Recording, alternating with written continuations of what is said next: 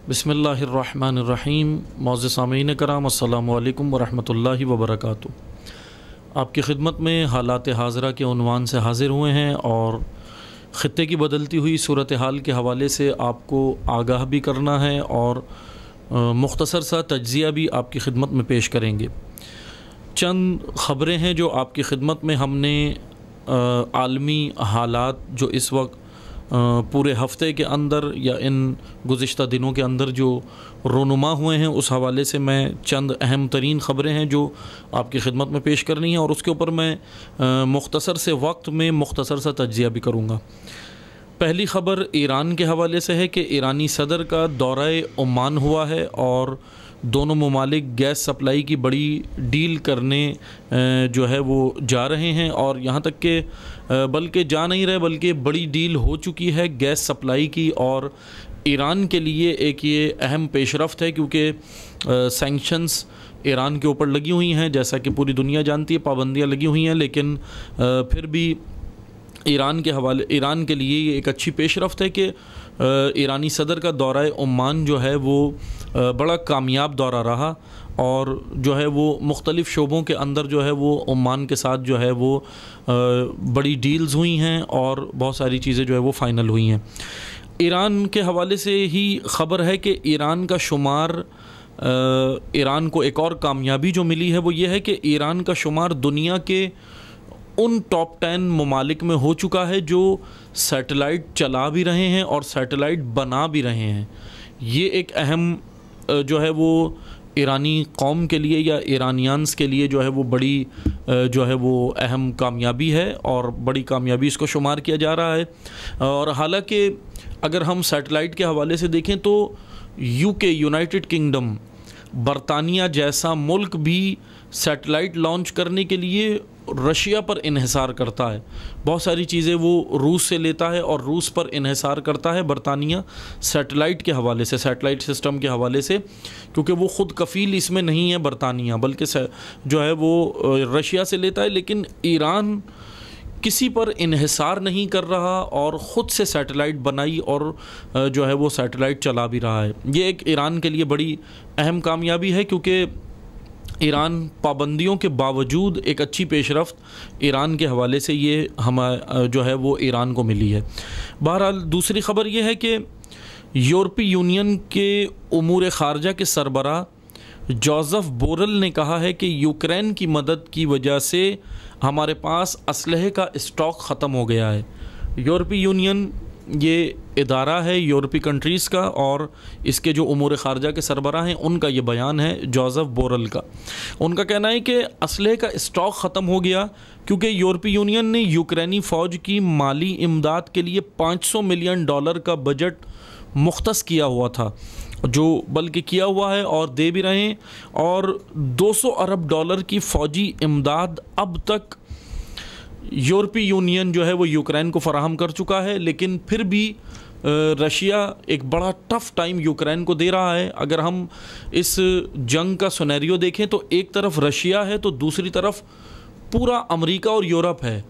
अगरचे ग्राउंड के ऊपर जो है वो अमेरिकन या यूरोपियन अफवाज जो है नहीं नज़र आ रही हमें, लेकिन बाकायदा पूरी सपोर्ट के $500 मिलियन का बजट देना, जदीद असलहा जर्मनी, फ़्रांस, यूके और तमाम ममालिक जो यूरोपीय यूनियन के हैं वो इस वक्त यूक्रेन को दे चुके हैं, जदीद असलहा दे चुके हैं। लेकिन उसके बावजूद भी रशिया को अहम पेशरफ्त ये मिल रही है कि रूस इस जंग में आगे बढ़ रहा है और काफ़ी कामयाबी रूस को मिल रही है। ज़ाहिर सी बात है कि अगर हम सिर्फ यूक्रेन और रशिया का अगर मवाजना करें तो रशिया एक बड़ी पावर है, यूक्रेन उसके सामने कुछ भी नहीं था। लेकिन ये जंग अब यूक्रेन और रशिया के दरमियान में नहीं रही है, बल्कि ये जंग अब ये कह लें कि रशिया और यूरोपीय यूनियन के दरमियान में चल रही है या रशिया और नेटो के दरमियान में ये जंग चल रही है। पूरा नेटो इस वक्त यूक्रेन की मदद कर रहा है और जाहिर सी बात है कि तारीख़ हिस्ट्री अपनी जगह है, वो फिर हम किसी और वीडियो में इंशाल्लाह आपकी खिदमत में बयान करेंगे कि किस तरह वर्ल्ड वॉर 3 होने जा रही थी। मसलन क्यूबा के हवाले से, क्यूबा एक मुल्क है अमेरिका के करीब, ब्राज़ील और अमेरिका के करीब एक मुल्क है क्यूबा, वहाँ पर ये वर्ल्ड वॉर 3 जो है वो पिछली दहाइयों में होने जा रही थी, लेकिन किस तरह जो है वो कंट्रोल की गई और एक वर्ल्ड वॉर 3 से जो है वो दुनिया बच गई। लेकिन अभी माहिरीन ये कह रहे हैं कि वर्ल्ड वॉर 3 की जानिब दुनिया जा रही है। रशिया और यूक्रेन की जंग अगर नहीं थमी तो आगे मज़ीद जो है वो ये कह लें कि जंग जो है वो बढ़ सकती है और दीगर पोलैंड और स्वीडन और फिनलैंड और दीगर ममालिक के अंदर ये जंग फैल सकती है। जर्मनी सबसे ज़्यादा जो माली इमदाद का असर इस वक्त जिस मुल्क पे पड़ा है वो जर्मनी पे पड़ा है, और जर्मनी के अंदर एक अवामी रेफरेंडम कराया गया इस जंग के हवाले से, या अवामी राय ली गई, तो उसके अंदर पता ये चला कि जर्मनी के 45% लोग, सिर्फ 45% जो है वो हक़ में वोट आए कि रशिया के मसलन यूक्रेन की मदद की जाए, लेकिन बाकी 55% वोट जो है वो इस हवाले से डले कि इस जंग में ना कूदा जाए और यूक्रेन की मदद मज़ीद ना की जाए। बहरहाल ये दूसरी ख़बर थी। तीसरी ख़बर आपको मैं इस हवाले से दूं कि क्वाड कॉन्फ्रेंस इस वक्त जापान के अंदर पिछले 2 दिन पहले जो है वो क्वाड कॉन्फ्रेंस हुई है। क्वाड कॉन्फ्रेंस जापान के शहर टोक्यो के अंदर मुनक्किद हुई है। मैं थोड़ी सी इसकी आपको डिटेल देता चलूँ कि क्वाड ये है क्या। ये एक इत्तेहाद है 4 ममालिक का, ऑस्ट्रेलिया, अमेरिका, जापान और इंडिया, 4 ममालिक का ये इत्तेहाद है जो ये कह लें कि असल में अगर हम इसका मसलन ख़ुलासा करें तो ये चाइना के असर व रसूख को रोकने के लिए ये मसलन ये इत्तेहाद कायम हुआ है या इत्तेहाद ये बना है।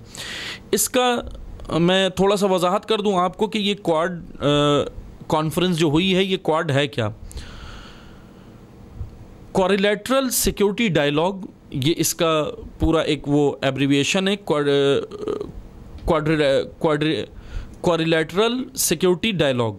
ये इत्तेहाद 2007 में साबका जापानी वज़ीर आज़म शिनो एबे ने ये इत्तेहाद शुरू किया था 2007 में, लेकिन फिर ये एक ही साल चला और 2008 में ये रुक गया, आगे नहीं चल सका। लेकिन 2017 में ये इत्तेहाद क्वाड के नाम से जो इत्तेहाद 2007 में बना था ये दोबारा री इस्टेब्लिश्ड हुआ, ये री इस्टेब्लिश्ड हुआ दोबारा 2017 के अंदर, और ये अभी तक ये जारी है। इस इत्तेहाद का जो असल मकसद है वो ये कह लें कि चाइना की मईशत और फ़ौजी पावर पर वसी पैमाने पर निगाह रखना है, असल इसका जो मकसद है। इंडो पैसिफिक जो समंदर है बहुत बड़ा, इसके अंदर चाइना की नक़्ल व हरकत के ऊपर इन्होंने निगाह रखनी है। इस इत्तेहाद का असल हदफ ये है, इस इत्तेहाद का असल मकसद ये है। अभी इंडिया के वज़ीर आज़म नरेंद्र मोदी भी वहाँ गए हैं और जापान के अंदर टोक्यो के अंदर ये बहरहाल ये जो है वो क्वाड कॉन्फ्रेंस हुई है। इस क्वाड कॉन्फ्रेंस का असल मकसद ही अगर मैं थोड़ा सा आपको इसकी वजाहत करूं कि आप गूगल मैप के ऊपर जाकर देखेंगे तो ये एक रेक्टेंगल शेप के अंदर आपको नज़र आएगा गूगल मैप के ऊपर कि एक तरफ इंडिया है, एक तरफ ऑस्ट्रेलिया है, एक तरफ जापान है, और ये 3 ममालिक इस खित्ते के अंदर हैं जो क्वाड कॉन्फ्रेंस का हिस्सा हैं, क्वाड इत्तेहाद का हिस्सा हैं। और यूएस, यूनाइटेड स्टेट एक अमेरिका, वो एक अलग रियासत है जो इस खित्ते में नहीं है। लेकिन ये रेक्टेंगल जो बना है, ये चौकोर रेक्टेंगल जो बना है, दरअसल ये रेक्टेंगल चाइना को घेरने के लिए बनाया गया है।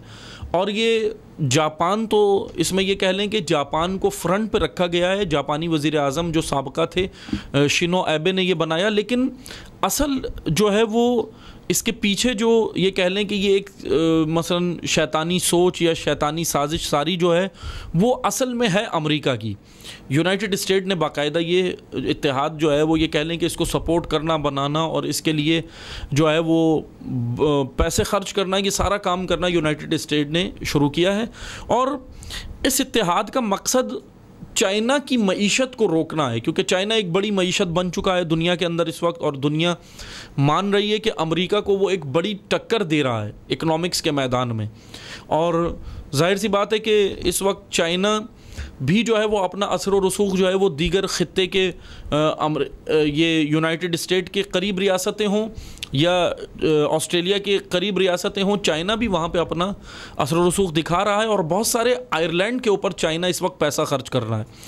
जिसमें सोलोमन आइलैंड ऑस्ट्रेलिया के करीब था, जो मैंने पहले भी आपकी खिदमत में जो गुज़िश्ता वीडियोज़ के अंदर मैंने बयान किया था। सोलोमन आइलैंड, उसके ऊपर चाइना ने ख़र्चा तो किया था, पैसे वगैरह ख़र्च किए थे, लेकिन अमेरिका के प्रेशर की वजह से, ऑस्ट्रेलिया के प्रेशर की वजह से सोलोमन आइलैंड ने वापस जो है वो ले लिया है अपना। मसलन ये कह लें कि वो मुआहदे तोड़ दिए और फिर चाइना के साथ आगे नहीं बढ़े। लेकिन उसी सोलोमन आइलैंड के करीब और भी बहुत सारे आइलैंड हैं जिसके ऊपर चाइना अभी मज़ीद पैसा खर्च कर रहा है और चाइना अपनी मईशत को वहाँ पर मजबूत कर रहा है। श्रीलंका के अंदर भी चाइना ने काम किया था, लेकिन जाहिर सी बात है श्रीलंका, जो हमने गुज़िश्ता वीडियो में आपकी खिदमत में बयान किया था, श्रीलंका की मईशत डूब चुकी है और वहाँ पे चाइना को खातिर खा जो है वो नताइज मौसूल नहीं हुए।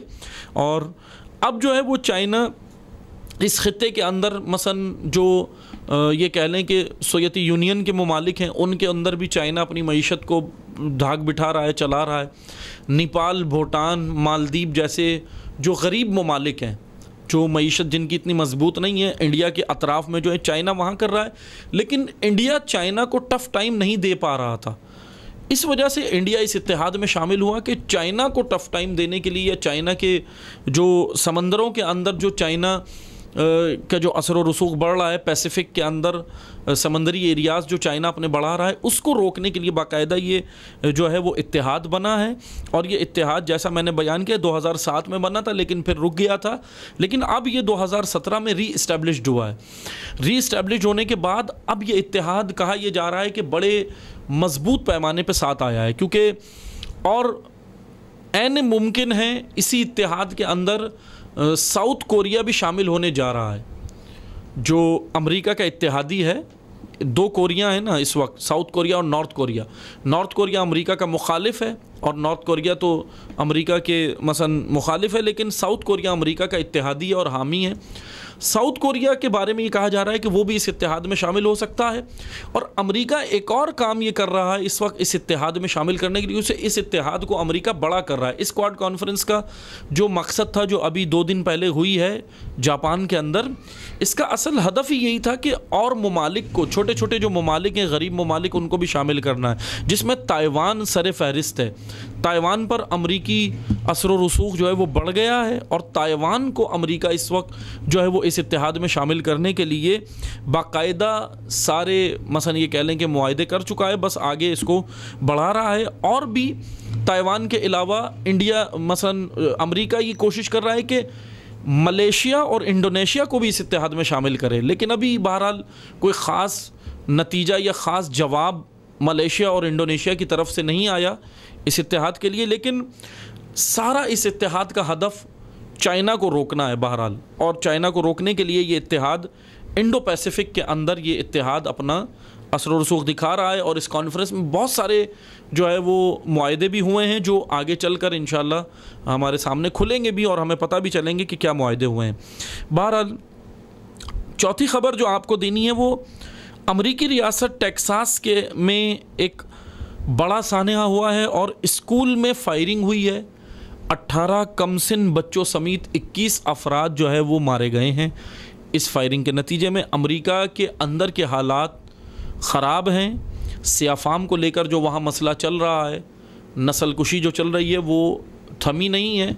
ट्रंप के दौर में, डोनाल्ड ट्रंप का जो पिछला दौर गुज़रा है, साबका सदर अमेरिका के डोनाल्ड ट्रंप थे, उनके दौर में जो हुआ वो मसलन सियाफ़ाम के ऊपर ज़्यादा जुल्म बर्बरियत हुई थी और अभी भी ये सिलसिला रुका नहीं है। अमरीकी रियासत टेक्सास के अंदर ये वाक़या हुआ है। 18 कमसिन बच्चे और उनके साथ कुछ टीचर शामिल हैं, जो उनको मिला के कुल 21 अफराद जो है वो इसमें मारे गए हैं। अमेरिका के अंदर ये दहशतगर्दी की लहर जारी है। आखिरी ख़बर जो आपको मैं देता चलूँ कि अमेरिका की जॉर्ज टाउन यूनिवर्सिटी में एक तकरीब हुई, ग्रेजुएशन की तकरीब। उसमें फ़लस्तीनी लड़की, एक फ़लस्तीनी तालबा थी जो उस तकरीब में आई हुई थी। तकरीब में क्या, वहाँ यूनिवर्सिटी की स्टूडेंट है फ़लस्तीनी तालबा। अमरीकी वज़ीर ख़ारजा ब्लिंकन वहाँ पर मौजूद थे, जो इस वक्त अमरीकी वज़ीर ख़ारजा हैं, वहाँ पर मौजूद थे। फ़लस्तीनी लड़की ने उनसे हाथ नहीं मिलाया, एहतजाज किया और 6 फ़लस्तीनी तलबा और भी शामिल थे जो डिग्री लेते हुए आए और डाइस के ऊपर आए, डिग्री हासिल की, स्टेज के ऊपर आए इस यूनिवर्सिटी के अंदर, जॉर्ज टाउन यूनिवर्सिटी में ग्रेजुएशन की डिग्री इन लोगों ने हासिल की। ग्रेजुएशन की तकरीब थी, इसमें 6 तलबा आए और उन्होंने सबके हाथों में फ़लस्तीनी फ्लैग थे, फ़लस्तीनी झंडे थे, और इन्होंने ये झंडे लहराए। और असल में इस लड़की ने बहुत अहम काम ये किया, इस तालिबा ने जो अहम काम किया वो ये किया कि ब्लिंकन से मुसाफा नहीं किया, हाथ नहीं मिलाया। बाकी लोगों से किया लेकिन ब्लिंकन से नहीं किया फ़लस्तीनी तालिबा ने।